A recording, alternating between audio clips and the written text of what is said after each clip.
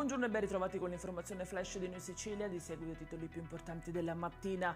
Più di 9 milioni di euro saranno messi a disposizione in Sicilia per il settore della pesca e dell'acquacoltura. Le risorse saranno assegnate attraverso 3 nuovi bandi. Questi investimenti valorizzano i prodotti locali e favoriscono la ripresa economica, ha dichiarato l'assessore regionale all'agricoltura, allo sviluppo rurale e alla pesca mediterranea Salvatore Barbagallo.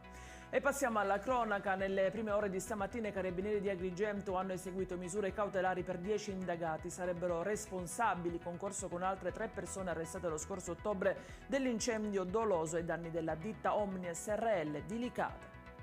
A Catania il centro operativo per la sicurezza cibernetica della Polizia Postale ha arrestato un 33enne del posto trovato in possesso di un'ingente quantità di materiale pedopornografico. Le indagini sono state avviate a seguito di alcune segnalazioni di presunti incontri sessuali tramite una piattaforma tra minorenni e adulti.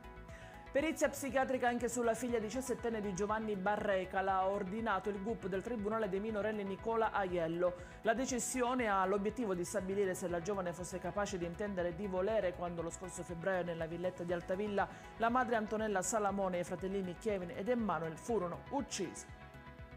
Mia sorella non si è ammazzata, era troppo intelligente e non si sarebbe mai fatta trovare in quel modo dai miei che amava. Sono le parole della sorella della quindicenne trovata priva di vita 2 giorni fa a Piazza Armerina e che smentisce che la giovane si sia suicidata. La ragazza che vive al nord è arrivata ieri in Sicilia e ha anche negato che la sorella fosse depressa.